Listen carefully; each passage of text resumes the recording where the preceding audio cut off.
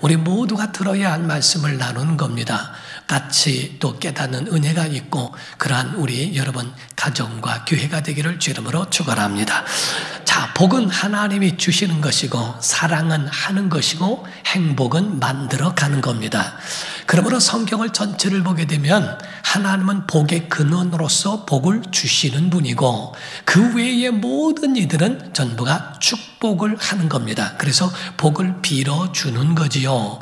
구약에는 제사장, 선지자, 신약에는 사도들에게도 또한 예수 그리스도 예수님조차도 축복을 하시면서 모든 사람들에게 이와 같이 복을 주시기를 원하신 하나님의 뜻을 전달해 주셨습니다. 그러므로 성경의 아브라함이라고 하는 믿음의 조상도 롯을 구원해 가지고 그 가운데 노략물을 가지고 돌아올 때에 살렘 왕이요 평강의 왕이라고 하는 멜기세덱을 만나게 되는데 그 제사장이 바로 아브라함을 축복을 하게 됩니다. 창세기 14장 18절에서 19절을 보면 살렘 왕 멜기세덱이 떡과 포도주를 가지고 나왔으니 그는 지극히 높으신 하나님의 제사장이었더라. 그가 아브라함에게 축복하여 이르되 천지의 주제이시오 지극히 높으신 하나님이여 아브라함에게 복을 주옵소서. 이렇게 축복을 합니다. 멜기세덱이 이와 같이 아브라함을 축복하는 장면이 나오게 되지요. 또 마태복음에 보면은요 사도들에게 대하여 말씀합니다. 마태복음 10장 11절에서 13절입니다. 어떤 성이나 마을에 들어가든지 그 중에 합당한 자를 찾아내어 너희가 떠나기까지 거기서 머물라. 또 그 집에 들어가면서 평안하기를 빌어줘라. 그 집이 이에 합당하면 너희의 빌어준 평안이 거기에 임할 것이요 만일 합당하지 아니하면 그 평안이 너희에게 돌아올 것이니라 라는 말씀을 합니다. 그때 예수님도 하시는 축복이 마가복음 10장 15절 16절을 보게 되면 내가 진실로 너희에게 이르노니 누구든지 하나님의 나라를 어린아이와 같이 받들지 않는 자는 결단코 그곳에 들어가지 못하리라 하시고 그 어린아이들을 안고 그들을 위해 안수하시고 축복하시니라 라고 말씀을 하죠. 이와 같이 제사장들도 선지자들도 또 이와 같이 사도들도 예수님조차도 축복하면서 하나님의 마음은 모든 이들이 평강을 얻으며 복받기를 원하시더라 하는 겁니다. 그런데 이와 같이 우리는 축복을 하고 복은 하나님이 주신다는 겁니다. 우리 민수기 6장 22절에서 27절을 보게 되면 여호와께서 모세에게 말씀하여 이르시되 아론과 그의 아들들에게 말하여 이르기를 너희는 이스라엘 자손을 위하여 이렇게 축복하여 이르되 여호와는 내게 복을 주시고 너를 지키시기를 원하며 여호와는 그의 얼굴을 내게 비추사 은혜 베푸시기를 원하며 여호와는 그 얼굴을 내게로 향하여 드사 평강 주시기를 원하노라 할지니라 하라. 그들은 이같이 내 이름으로 이스라엘 자손에게 축복할지니 내가 그들에게 복을 주리라 라는 말씀을 합니다. 이와 같이 성도는 축복을 하고 하나님은 그들에게 복을 주신다라고 하는데 여러분과 제가 알아야 되는 것은 여러분 복 받으셔야 됩니다. 그리고 그 복을 자손에게 이어가기를 주 이름으로 축원합니다. 여러분이 받은 복 정말 여러분이 비어있다면 어떻게 그들에게 나눠줄 수 있겠어요? 여러분들이 먼저 하나님의 약속과 그 은혜와 복을 받는 것이 중요하고 이 받은 은혜를 그 복을 자손에게 이어가는 것이 신앙이라고 하는 겁니다. 이게 바로 자자손손에게 이어지게 하는 그 부모는 축복의 통로요 또 이스라엘은 이와 같이 받은 그 복으로 믿음의 명가물을 만들어낸 사람들이라고 보는 겁니다. 사람들 중에 말 가운데에 가장 무책임한 말 가운데 하나가 부전자전 모전여전이라 하는 표현으로 부전자전을 말하고 있습니다. 아버지가 그러면 자녀도 똑같다 하는 말인데 어떻게 보면 자녀들에게 너무 무책임한 이야기라는 거예요. 좋은 영향이 있다면 괜찮지만 모양이나 태도나 이런 것에 좋은 영향이라면 뭐 거기에 대한 문제될 게 없지요. 그러나 그것에 악영향이 끼쳐진다면 자손들도 똑같이 그렇게 운명처럼 다가오고 운명처럼 살아야 되는가? 그렇지 않다는 겁니다. 부모가 그렇다 할지라도 자녀들은 더 올바로 살아갈 수 있는 능력도 권리도 있다는 거지요. 그럼으로써 우리는 그것을 깨고 하나님의 말씀 가운데에 위에 있는 저주가 만약에 흐른다 한다면 그거를 끊어버리고 축복의 통로로 삼는 것은 여러분의 믿음이요 여러분의 권리가 될 수 있다는 거지요. 어떤 어린 아이가요, 학생이 한 번은 집에 있는데 아버지가 와보니까 노트북을 쓰고 있더래요. 야, 너 노트북을 어디서 났니? 했더니 친구 거 그냥 가져왔어요. 그러더래요. 야, 그런 거를 그렇게 가져오면 어떻게 해? 라고 얘기했더니 그럼 아빠가 하나 사줄래요? 아니, 회사 거 갖다 줄게. 그러더래요. 그러니까 아버지나 아들이나 똑같이 이거 가져오고 훔쳐오는 거는 똑같은 그러한 것이 부전자전으로 되면은 되겠는가? 잘못된 생각과 잘못된 삶까지도 대물림이 돼버리면 안 된다는 겁니다. 그게 저주 중에 저주요, 비극 중에 비극이라고 보는 겁니다. 그럼으로써 로리베리 존스라고 하는 사람이 책을 썼는데 그 책 가운데에 자녀들에게 대한 말을 합니다. 자녀들에게는 억만금의 재산보다는 한 줄의 예언을 물려줘라, 이런 말을 합니다. 억만금의 재산보다는 한 줄의 예언을 물려주는 것이 부모에게 합당하다는 거지요. 우린 부모의 말이 예언이라는 걸 아십니까? 자기 자녀들에게 너희 이 빌어먹을 녀석, 그럼 진짜 빌어먹으면 좋겠습니까? 그 말이 바로 똑같이 그들에게 예언이 될 수 있다는 걸 아십니까? 그러므로 자녀들은 평생의 축복의 말을 들을 권리가 있고요. 그리고 또 축복의 말을 부모는 해야 한다는 겁니다. 자녀들은 그 축복의 말이 그 영혼의 힘이 되고 용기가 되고 희망이 되고 꿈이 되고 그게 그들의 일평생을 잡아주는 복이 되어야 한다는 거지요. 우리가 믿음장이라고 하는 히브리서 11장은 믿음으로 라는 말씀으로 많이 써있기 때문에 믿음장이라고 표현을 합니다.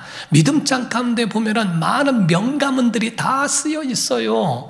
그 가운데 아브라함부터 또 있고 노아부터 시작해서 다 에녹, 다 믿음의 사람들을 쓰 있는데 그들에 대하여 기록한 것을 보더라도 전부가 그 축복을 이어갔던 사람들이라고 보는 거예요. 이스라엘 사람들 모두가 다 아브라함으로부터 이어진 그 모든 축복을 이어갔던 사람들로 보고 있는 겁니다. 여기서 우리가 중요한 말씀이 있죠. 히브리서 11장 9절에서 10절을 보게 되면요, 믿음으로 그가 이방의 땅에 있는 것 같이 약속의 땅에 거류하여 동일한 약속을, 아브라함이 받았던 동일한 약속을 자손들에게 유업으로 함께 받은 이삭 및 야곱과 더불어 장막에 거하였으니 이는 그가 하나님이 계획하시고 지으실 터가 있는 성을 바랐다라고 이야기하고 있습니다. 히브리서에 말하고 있는 것은 바로 이와 같이 아브라함 자신만 하나님의 약속이 아니라 너와 내 열방이, 자손이 너로 말미암아 온 세계 열방이 복을 받는다 하는 것으로서 자기와 자기 자손들에게는 철저하게 자기들로 말미암아 열방이 축복을 얻을 것이라고 하는 축복의 사명이 있다는 것을 그와 같이 동일한 약속으로 믿었다라고 이야기하고 있다는 거지요. 사랑하는 성도 여러분, 부모에게 존중을 받지 못하고 살아간 사람들이 사회에서나 이런 세상에서 그와 같이 존중을 받고 사는 사람이 그렇게 많지 않습니다. 과거가 그렇지 않은데 어떻게 미래가 그럴 수 있겠어요? 과거를 끊지 않으면 미래도 없는 겁니다. 집에서 새는 바가지 밖에서도 샌다는 것처럼 바로 이와 같이 자녀들로 그 모든 잘못된 길을 걸어오고 살아온 흠도 많고 이런 모든 것들로 잘못 갖추어져 버리면 세상에서도 똑같이 그와 같은 삶과 그런 것들을 미래를 볼 수밖에 없지 않느냐라고 보는 거지요.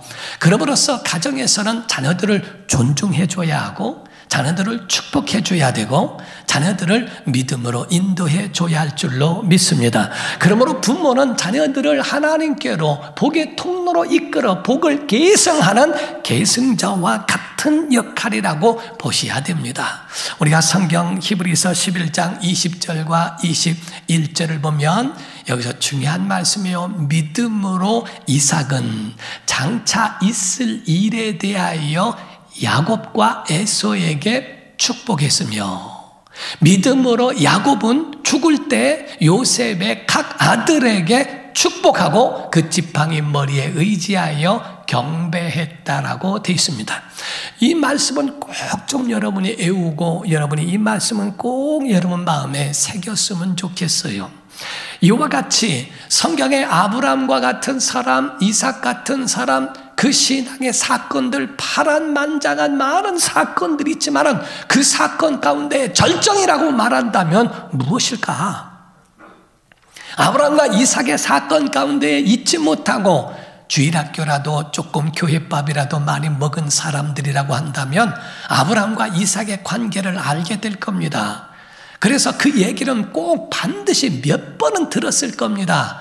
아브라함에게 하나님 말씀하시기를 이삭을 모리아 땅 내가 지시하는 산으로 가서 거기서 번제로 이삭을 드리라고 명하셨죠. 그 사건은 굉장한 사건이에요. 구속사적으로 보더라도 대단한 사건입니다. 아브라함이 이삭을 데리고 3일 길을 걸어서 갑니다. 모리아 땅에 가고 하나님 지시하신 그 산으로 올라갑니다. 올라가고 있는데 이삭이 그 가운데 의구심이 들었어요. 아빠 왜? 근데 이상한 게 있어요. 어떻게 그의 태울 나무는 있는데 재물은 없죠? 아브라함은 그 마음이 얼마나 찢어지겠어요. 바로 너야 라고 말해야 될 텐데 하나님이 준비하셨을 거야 라고 이야기하고 오르게 됩니다. 결국에 그 자리에 가게 되죠. 성경에 나와 있지 않지만 야 오늘 하나님이 너를 제물로 택하셨어. 어떡하겠니? 순종하자. 여러분 거기에 이삭도 믿음이 없었더라면 아니 아버지가 노망이 났나 지금 왜 아들을 갑자기 죽이려고 하지? 하고 그 장성한 자가 도망간다면 그 100세에 얻은 아브라함이 어떻게 아들을 따라갈 수 있겠어요? 도망가거나 피하여 하게 된다면 아브라함이 그를 찾아가서 그를 잡아서 제물로 드릴 수는 없겠죠. 여기에 아브라함도 하나님께 순종을 했고 이삭도 순순히 결박을 받고 목숨을 내놓게 됩니다. 그때 칼을 들어서 죽이려고 하는 순간 하나님이 천사를 보내서 아브라함아 그 아이에게 손대지 마라. 하나님이 그를 막으시고 내가 나를 사랑하는 줄 이제야 알았다. 그리고 준비하신 그곳에 산양을 준비하시고 그 가운데 그를 하나님께서 이삭 대신에 바치도록 허락하시게 되지요. 이 사건은 아브라함도 순종했고 이삭도 순종했던 눈물로 올라갔던 눈물로 내려왔던 이 사건을 히브리서 기자가 야 이거 같은 이런 일이 어디 있겠냐 여기에 대하여 더 많은 성경 구절을 할애하며 써야 되지 않겠는가. 그런데 히브리서에는 침묵을 하고 있고요. 아브라함은 이삭을 축복했다는 것으로 딱 말합니다. 야곱에 관한 부분을 이야기한다면 얼마나 또 많습니까? 자기 형의 팥죽 한 그릇으로 그의 장자에 관한 명물을 사지를 않나, 자기 형의 흉내를 내고 변장을 하고 들어가서 아버지의 복을 받아 형의 그 복을 가로채지를 않나. 그래서 받고 가는 사람이 루스라고 하는 지역에서 꿈을 꾸고 그 가운데에 하나님의 약속을 들은 어마어마한 사건, 그걸 베델로 만들고 라반의 외삼촌 집에 가서 결혼했던 사건, 굉장한 많은 일들이 있죠. 나중에는 하나님의 성원했던 대로 돌아오는 길에 야복강가에서 천사를 만나게 됩니다. 다 에서가 자기를 죽일 것 같이 그 장정들을 데리고 오는 모습을 보고 다 그들에게 반씩 다 내버리고 나중에는 홀로 남게 됐죠. 그 가운데에 정말 어떤 사람 왔는데 그가 천사였어요. 그래서 그 천사와 씨름하면서 막 하는 가운데에 넓적다리를 쳐서 그래서 다리를 절게 될 때 그때 나를 축복해 달라고 그 복을 얻어 야곱이 이스라엘이 되는 그 엄청난 역사가 그 야곱에게 일어나게 되지 않습니까? 이와 같은 사건을 히브리서에도 얼마든지 영화로 만들어갈 수 있는데, 근데 히브리서에는 침묵하고 그가 죽을 때에 자손들을 축복했더라. 가장 우리의 신앙생활 가운데에 중요하게 봐야 되는 것은 나만 은혜 받고 나만 복을 얻고 나만 그것으로 끝나는 게 아니라 이 복이 내 자손에게 흘러가고 있는가, 내 자녀에게 이와 같은 역사가 일어나고 있느냐 하는 겁니다. 사랑하는 성도 여러분, 성도에게 있어서 가지고 있는 최고의 위대한 재산은 축복권인 것을 믿으셔야 됩니다. 여러분에게 부모에게 주신 그 축복의 권세가 여러분에게 있다는 것은 이건 어마어마한 하나님이 주신 재산이라는 거예요. 서양 속담에는 이런 말이 있습니다. 부모의 손끝에는 하나님이 계신다. 다시 말씀드립니다. 부모의 손끝에는 하나님이 계신다라고 말을 합니다. 이와 같이 자손들에게 저주하는 자가 아니라 자손들을 축복하고 그들에게 그 복을 말하고, 자녀들은 그 부모에게로부터 그 복을 들으며 산다는 것이 얼마나 은혜요, 하나님이 원하시는 가정을 이루고 있을까? 링컨이라고 하는 대통령이 있습니다. 어느 한 기자가 링컨에게 물었대요. 대통령에게 당신 오늘의 링컨을 있게 한 것의 힘이 무엇입니까? 라고 그에 대하여 질문을 했는데 그 질문의 대답이 이러합니다. 내가 잠자리에 들 때나 잠자리에서 일어날 때는 언제나 어머니의 손이 얹혀 있었습니다. 어머니의 기도는 나를 격려하는 축복으로 넘쳐났으며 오두막 통나무 집에는 언제나 어머니의 축복 기도 소리로 가득히 스며들어 있었습니다. 어머니의 축복의 말씀은 내가 들에서 일을 할 때에도, 선거에서 여러 번 낙방할 때에도, 내가 상원의원으로 혹 대통령으로 직무를 감당할 때에도 어머니의 축복의 소리는 언제나 내 귓전을 떠나지 않았습니다. 오늘의 나를 만든 것은 어머니의 손, 축복하는 기도의 소리였습니다 라는 고백을 합니다.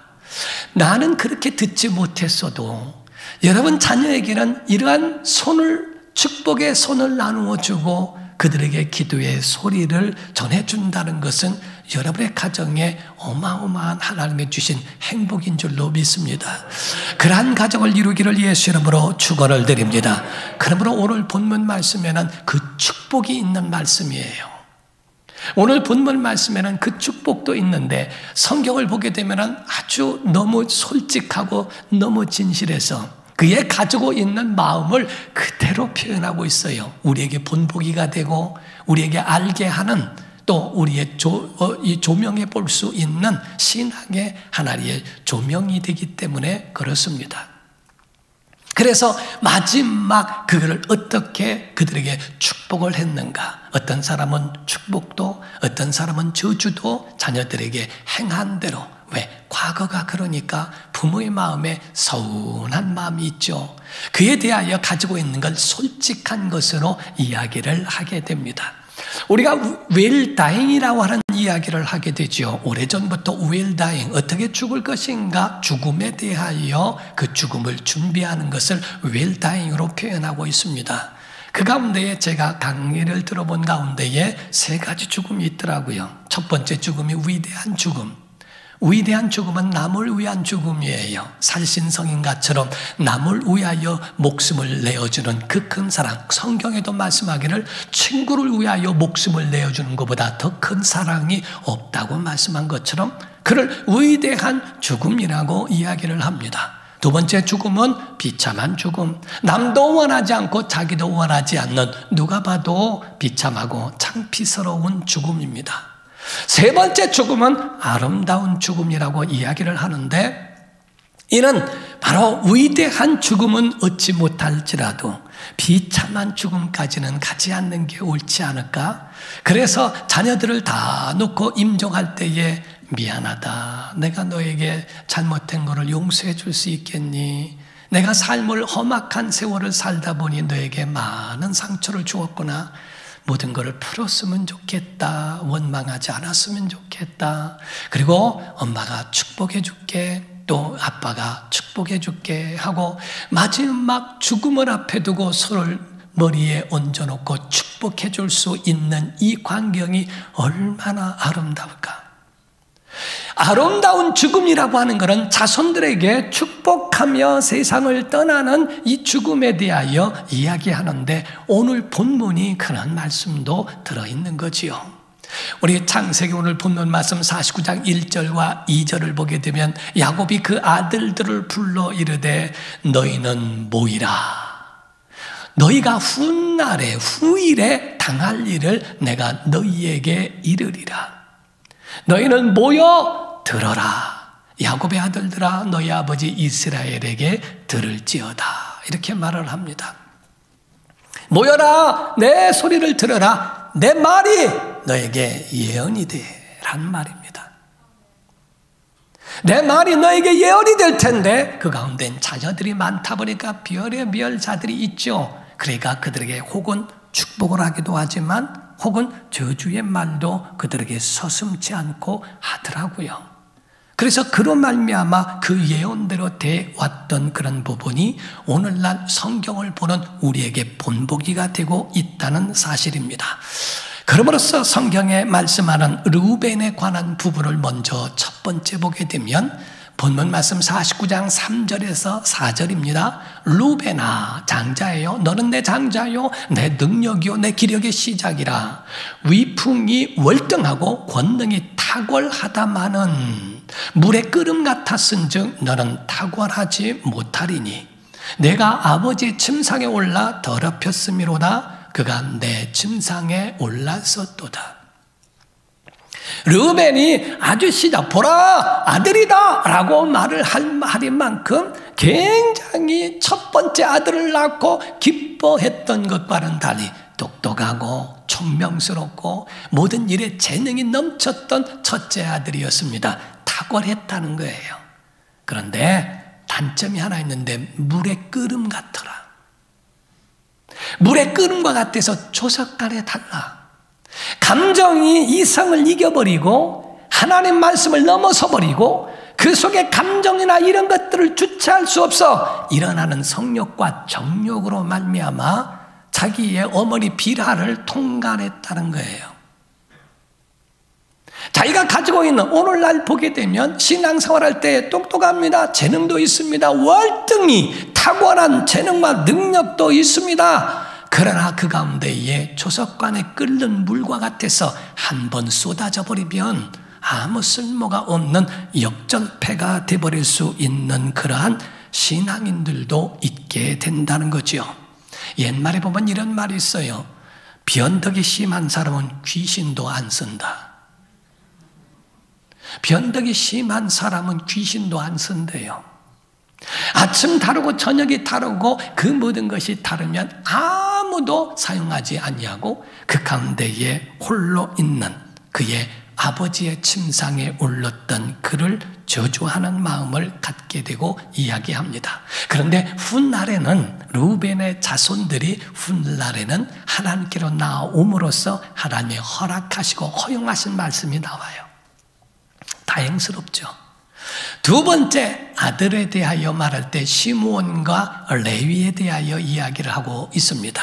시므온과 레위에 대하여서는 5절부터 7절까지의 말씀입니다. 시므온과 레위는 형제요 그들의 칼은 폭력의 도구로다. 내 호나 그들의 모의에 상관하지 말지어다. 내 영광과 그들의 집회에 참여하지 말지어다. 그들이 그들의 분노대로, 자 여기서 이제 분노가 첫 번째 나와요. 사람을 죽이고 그들의 두 번째 혈기대로 소의 발목 힘줄을 끊었음이로다.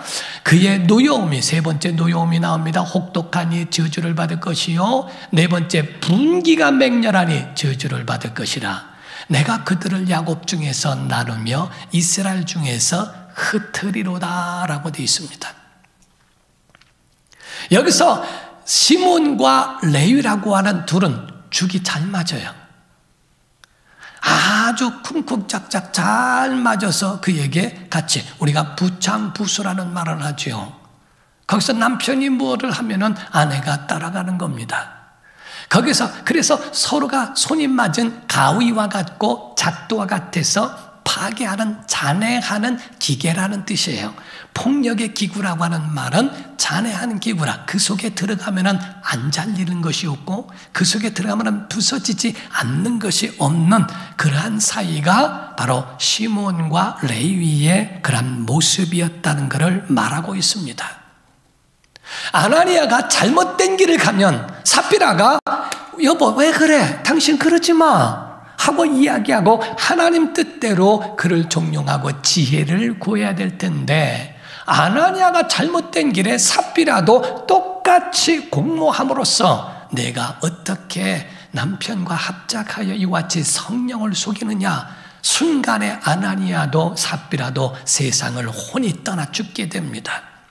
이와 같이 성경 안에 있는 것, 바로 아비가 도둑질하면 아들이 망보는 죽이 맞는 이러한 관계의 시몬과 레위에 관한 부분을 그릇된 지파로 저주만 있습니다.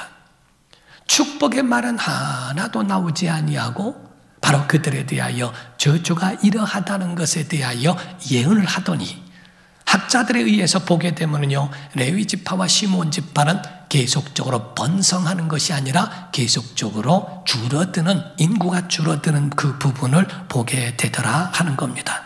그들에게는 분노, 혈기, 또 그 속에 있는 노염과 분기 등 이게 다 같은 말이죠. 그것이 남을 해치는 것 같지만 하나님의 분과 하나님의 마음을 상하게 하는 것으로 너를 잔해하게 되었다라고 보는 겁니다.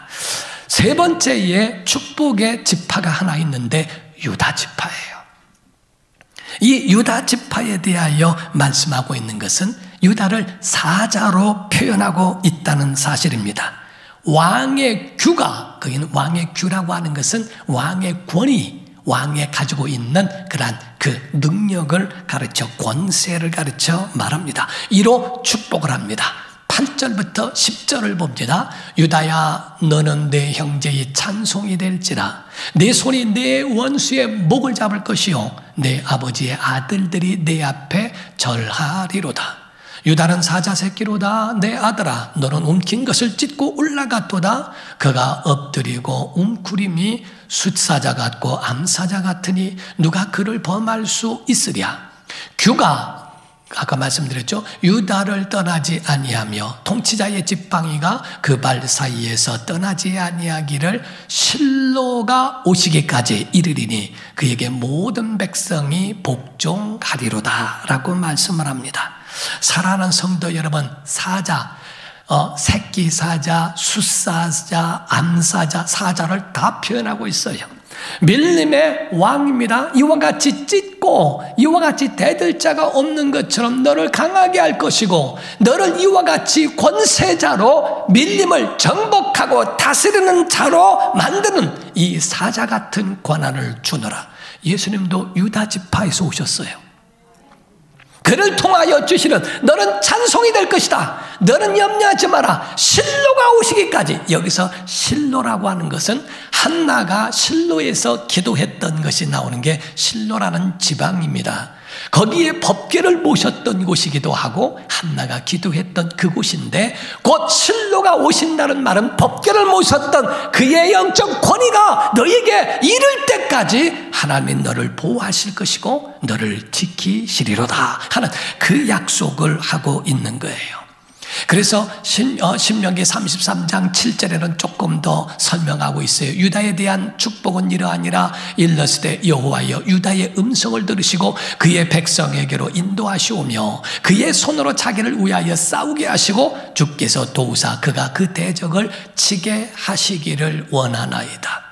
강력한 왕의 권한, 왕의 권세, 그 능력을 유다에게 주옵소서라고 하는 예언을 하더니 마침내 그 유다의 지파에서 메시아 왕권을 가지신 이가 오셨다라고 하는 거예요. 여러분, 축복은 예언입니다. 여러분 자손을 축복하기를 주 이름으로 축원합니다. 링컨의 어머니 같이 정말 믿음의 어머니, 링컨은 어머니 둘을 모셨는데 둘 다 믿음의 어머니라.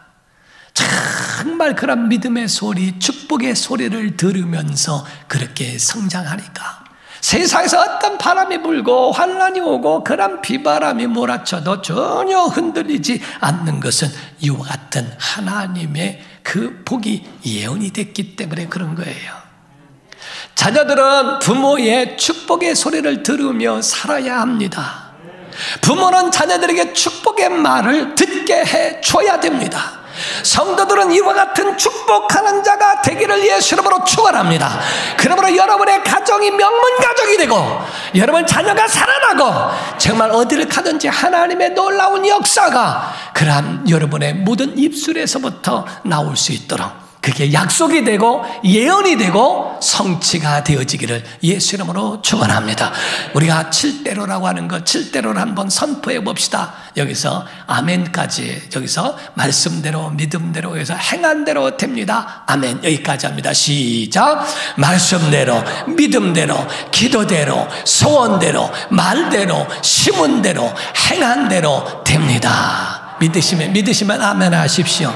여러분의 말과 여러분의 신앙 고백이 예언이 되어지고 그 예언이 성취로 이루어지도록, 꼭 이루어지도록 여러분 모두가 다 믿음의 명가문을 이루시기를 예수 이름으로 축원합니다. 기도하겠습니다. 다 같이 이 시간에 통성으로 기도할 때 하나님, 우리의 말이 예언이니 자손을 축복하는 자 되게 하옵소서. 저들의 모든 삶의 복의 통